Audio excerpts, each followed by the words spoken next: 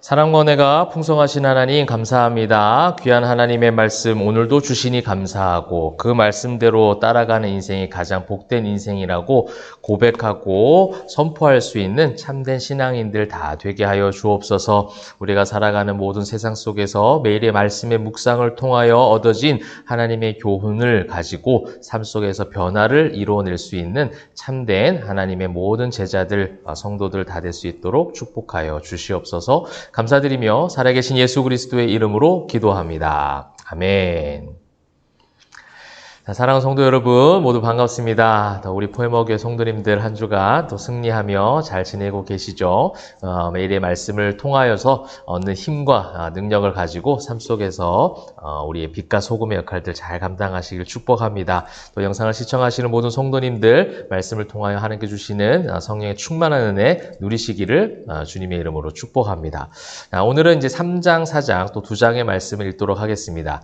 이제 3장은요, 사실 어떻게 보면 2장, 3장 좀 이어서 볼 필요가 있는 부분이라고 할 수가 있습니다. 어제 우리가 영상을 보셨던 것처럼 기억을 한번 해보시면 2장에서는 싸우지 말아야 될 세일, 또 모압, 암몬이 나왔습니다. 자, 이 모든 이 세 족속은요, 어떻게 보면 이스라엘의 친족과 그 조상들과 연결이 되어 있습니다. 세일은 이제 에서고요, 모압과 암몬은 롯의 어떤 자녀들, 롯의 이제 그 계보라고 할 수가 있겠죠. 그 민족이라고 할 수가 있는데 그 민족들도 그 땅을 싸워서 차지했던 그들이었거든요. 어떻게 보면 하나님께서 주신 예비하신 땅으로 하나님의 인도하심을 통해서 갔던 땅이었기 때문에 그 땅을 다시 빼앗지 않도록, 또한 하나님께서 또 두 번째 이유로는 하나님이 약속하신 땅은 지금 거기가 아니라 이 세일과 모압과 암몬이 거했던 땅은 요단 그 동편 쪽이라는 것이죠. 하나님께 약속하신 가나안에 특별히 이제 이스라엘 백성들이 가서 땅의 분배를 받아서 루벤과 갓과 므낫세 반지파를 뺀 그 나머지 지파들이 분배받을 땅은 요단 서편이었다는 거죠. 요단강을 건너서 가게 되면 이제 여리고가 있고, 이제 그것이 이제 여호수아 말씀이죠. 그렇게 가서 이제 31의 왕과 싸워서 땅을 차지하고 분배받는 것이 서편이라면, 지금 이 세일과 모압과 암몬은 동편이에요. 그러니까 하나님이 약속한 땅, 하나님이 허락하신 땅이 아니었기 때문에 거기서는 싸움을 허락하지 아니하셨다면, 이 3장에는요, 싸워야 될 이제 어떤 하나의 민족, 왕이 이제 등장을 합니다. 성경에 보시게 되면 바산왕 옥이라고 이제 등장을 하고 있죠. 어떻게 보면 이 왕에 대해서 지금 소개를 하는 것을 여러분 성경 읽어보시는데 어떤 느낌이냐면 싸움을 피했으면 하는 왕이에요. 그러니까 강한 힘을 가지고 있다는 얘기겠죠. 강한 군사를 가지고 있었고 강력한 힘을 가지고 있어서 아까 차라리 세일과 모압과 암몬보다는 훨씬 더 피하고 싶은 싸움. 근데 이들과는 하나님은 3장에 와서 싸우게 하시는 거예요. 싸우라 명령하시거든요. 또 하나님께서 함께 하시겠다 약속하셨고 그 싸움에서 승리하게 하십니다. 계속해서 이제 신명기의 말씀의 기초적인 부분들을 우리가 그 관점을 가지고 본다면 이 순종과 불순종이에요. 이 순종과 불순종에 대한 부분들은 결국 하나님의 통치하심을 인정하는 것이죠. 어려운 싸움이지만 우리의 하나님 여호와께서 함께 하시니 그 명령하신 싸움, 허락하신 싸움, 그들을 우리 손에 넘겨주시겠다 약속하셨기에 우리는 그 싸움을 감당한다. 이 고백과 선포와 이 모든 신앙의 어떤 외침들을 하나님은 기대하시는 겁니다. 이것은 이제 가나안 땅 들어가서 반드시 필요했거든요. 가나안 땅 들어가면 피하고 싶은 싸움들이 얼마나 많이 있습니까? 여러분 잘 아시는 대로 여호수아가 이제 여리고 전투를 시작으로 해서 힘겨운 전투, 힘겨워 보이는 전투죠. 엄밀히 말하면. 사람의 눈으로 봤을 때 피하고 싶은 힘겨운 싸움들, 그 싸움들을 하나님은 그들을 통해서 감당하게 하시는 거예요. 그냥 무료로 공짜로 주시는 것, 물론 하나님이 택한 백성 되게 하신 거는 하나님의 값없는 은혜예요. 그러나 하나님의 값없는 은혜를 경험한 성도들이 이 땅 가운데 살아가면서 싸워야 될 그 싸움들은 내가 감당해야 되는 부분입니다. 이 땅에 세워진 교회들이 감당해야 되는 부분이고 이 땅에 세워진 모든 신앙인들 감당해야 될 싸움이라는 거예요. 그것을 피하라고 가르치신 것이 아니라 예수님께서 내가 너희에게 화평을 주러 온 것이 아니라 검을 주러 왔다. 그 싸움을 피하지 말고 감당하라. 이것이 성경적 정신이라면 이것이 이제 이 3장에 나와 있는 것이죠. 그래서 3장 2절에 보시게 되면 여호와께서 내게 이르시되 그를 두려워하지 말라. 내가 그와 그의 모든 백성과 그의 땅을 내 손에 넘겼으니 이 구문이 중요한 거죠. 하나님께서 넘겼으니 보이기에 철침상에서 자고 강한 군대를 가진 바산왕 옥처럼 보이고 우리가 도저히 이길 수 없는 싸움같이 느껴진다 할지라도 이미 40여 년 전에 경험했잖아요. 가나안 땅 정탐을 하면서 이런 경험이 있거든요. 이런 역사적 과오들이 있단 말이죠. 그래서 이것을 통해서 다시 한번 모세의 설교를 통하여 한 번 더 학습하고 올바른 역사적 관점을 가지고 하나님께서 함께 하시는구나. 하나님께서 우리에게 그들을 넘겨주셨구나. 그러면 우리가 이길 수 없어 보이는 싸움이지만 감당하자. 믿음으로 나아가도록 훈련시키는 장면이 3장이라고 할 수가 있겠습니다. 그러한 가운데 이제 3장 마지막에는 모세의 간절한 기도가 나오죠. 어떤 기도예요? 사실 인간적으로 보면 조금 안타까워 보이는 기도이기도 합니다. 근데 참 진실된 기도죠. 하나님, 내가 간구합니다. 하나님, 나로 이 요단 강을 건너가게 하셔서 요단 저쪽에는 아름다운 땅, 아름다운 산과 레바논을 보게 해주세요. 나도 들어가게 해주세요. 이 모세의 설교라고 제가 말씀을 드렸어요. 사실은 모세로서는 이 들어가지 못하는 것에 대한 인간적 안타까움 있지 않겠습니까? 억울함 있지 않을까요? 그렇게 열심히 하나님의 말씀대로 살아갔는데 나에게 돌아온 것은 결국 가나안 땅 못 들어가고 가나안 땅 들어가기 전 광야에서 우리가 말하는 인간적 표현 있잖아요. 생고생을 다 하게 하셨는데 내가 한번 하나님 앞에 간청하는 것. 그죠? 할 수 있는 거죠. 근데 그 간청 가운데서도 하나님은 어떻게 말씀하십니까? 이제 내가 이르기를 그만해도 족하다. 이 일로 다시 내게 말하지 말라. 근데 이 이야기를 지금 누가 하고 있는 겁니까? 이런 이 하나님과의 대화, 하나님과의 간청과 하나님의 응답에 대한 이야기를 모세가 백성들에게 해주고 있는 거예요. 그래서 나는 이 하나님의 말씀에, 이 하나님의 처분에 나는 순종한다라는 신앙적 고백이 담겨진 것이죠.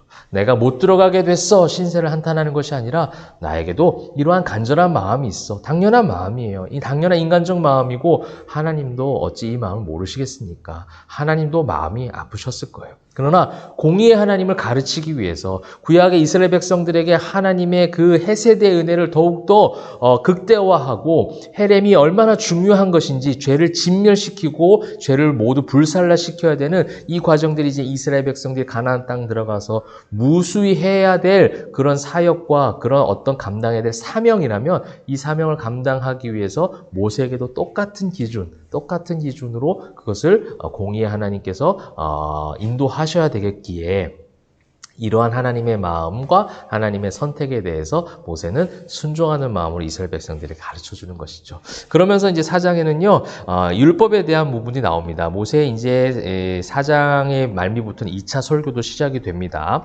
그 모든 호렙산에 있었던 일들을 회상하면서 여기서도 계속 나오죠. 너희의 하나님 여호와께서, 너희의 하나님 여호와께서라는 표현을 계속해서 씁니다. 그래서 말씀에 대한 부분들을 가르치면서 율법적인 부분들을 가르치면서 하나님의 속성을 4장에서 많이 설명하고 있어요. 소멸하는 불이 되시고 질투하시는 하나님이시고요.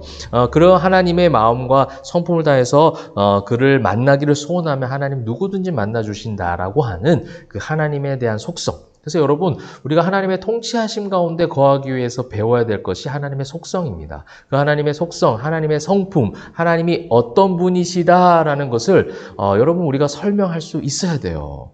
신앙인들이라면 하나님이 어떤 분이시다라는 것을 성경적 기초 위에 성경적 근거를 가지고 성경에 나타난 하나님을 이야기할 수 있어야 된다는 것이죠. 사실 어떻게 보면 그게 신학 아니겠습니까? 신학이라는 것은 성경 속에 담겨진 하나님이 어떤 분이냐는 거예요. 성경 속에서 나타난 하나님이 어떠한 일을 우리에게 하셨으며 어떠한 마음으로 이 인류를 사랑하셔서 예수 그리스도를 보내주셨는가에 대한 그 하나님의 속성과 성품들을, 그 신학들을 우리가 공부할 필요가 있다는 것입니다. 여러분, 이 4장 1절에 보시게 되면 내가 너희에게 가르치는 규례와 법도를 듣고 준행하라 라고 시작하고 있습니다. 그럼 이 규례와 법도라는 것은 하나님이 선포하신 이 법규, 하나님이 다스리시고 심판하시는 통치의 근간으로서의 법을 이야기하는 게 이제 규례와 법도예요. 그러니까 하나님의 통치하심을 인정하기 위해서 그 하나님의 높으심을 알아야 되겠죠. 그러니까 하나님의 높으심이라는 게 바로 하나님의 속성 아닙니까? 그러면서 이제 호렙산에 있었던 일들을 회상하기도 하고요. 또 하나님께서 어떻게 역사하셨는가, 하나님께서 어떻게 우리에게 언약을 베푸셨고 그 언약을 신실하게 성취하셨고 우리를 얼마나 사랑하셨기에 질투하신 하나님으로서 우리와 함께 하셨는가. 지난번에도 말씀을 드렸죠. 질투한다는 것은 그 열심을 이야기하는 거예요. 인간적 남녀 간의 이 사랑 감정이 아니라 하나님이 얼마나 우리를 사랑하셨는가에 대한 그 하나님의 속성. 그래서 가장 중요한 율법이 무엇입니까? 라고 묻는 그 바리새인들, 두 가지 중요한 것을 예수님 말씀하시잖아요. 근데 이 두 가지 중에 이 두 가지에 공통적으로 담겨져 있는 것이 무엇입니까? 바로 사랑 아니겠습니까? 그 사랑, 내가 하나님과 마음과 힘과 뜻을 다해서 하나님을 사랑하는 것, 또 내 이웃을 내 목숨과 같이 사랑하는 것, 그 사랑에는 내가 사랑하는 것 이전에 담겨져 있는 전제가 있는 거예요. 하나님께서 우리를 사랑하셨기 때문에 이 관계가 형성이 되었고 이것이 율법적으로 가장 중요한 두 가지다라고 예수님께서 가르쳐 주신 것처럼 이 4장에 대해서도 그렇게 하나님 우리를 사랑하셨다라는 그 속성을 가르쳐주고 있습니다.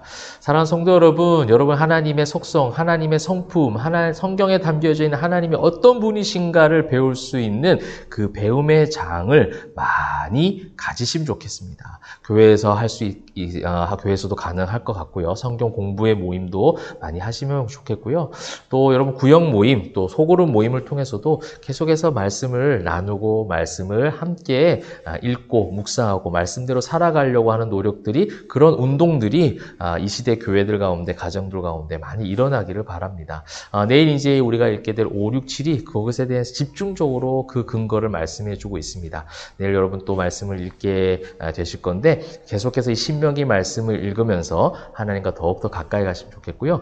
그 말씀에 담겨진 하나님이 어떤 분이신가, 그래서 그 하나님이 어떤 분이신가를 알아야 순종할 수 있는 거예요. 인격적 관계 속에서 순종하는 게 진짜 참 순종입니다. 근데 이것이 어떤 윤리 도덕적 관점에서 순종이 되어버리면 이건 복종이 되어버리고, 또 복종이 되어버리면 이거는 인간적으로 지칠 수밖에 없어요. 인간적으로 그 복종은 결국은요, 나중에 숨어서 다른 불순종을 낳도록 만들어 버릴 수 있습니다. 그것이 인간의 죄악의 유약함의 증거죠. 그러므로 하나님과의 인격적 관계 속에서 하나님이 우리를 얼마나 사랑하셨는가, 그 속성을 잘 이해하고 그 속성에 맞게 하나님의 통치하심의 근간을, 그 규례와 법도를 인정하고 순종하며 나아갈 때 참된 성도의 삶을 살아가게 되는 줄 믿습니다. 그 힘을 가지고 오늘도 저와 여러분 주 안에서, 말씀 안에서 승리하시기를 주님의 이름으로 축원합니다. 기도하겠습니다. 사랑과 은혜가 풍성하신 하나님 감사합니다. 하나님의 말씀대로 살아가기를 소원합니다. 그래서 오늘도 주의 백성들이 사모하는 마음으로 말씀을 읽사오니 그 말씀을 읽을 때에 그 하나님의 속성, 하나님의 마음, 우리를 향하신 하나님의 그 사랑의 마음, 헤세드의 마음을 많이 알게 하시고 깨닫게 하시고, 깨달아 아는 것뿐만 아니라 그 사랑의 관계 속에서 참되게 말씀에 순종하며 살아가는 우리 모든 성도들 다 되게 하여 주시옵소서. 감사드리며 살아계신 예수 그리스도의 이름으로 기도합니다. 아멘.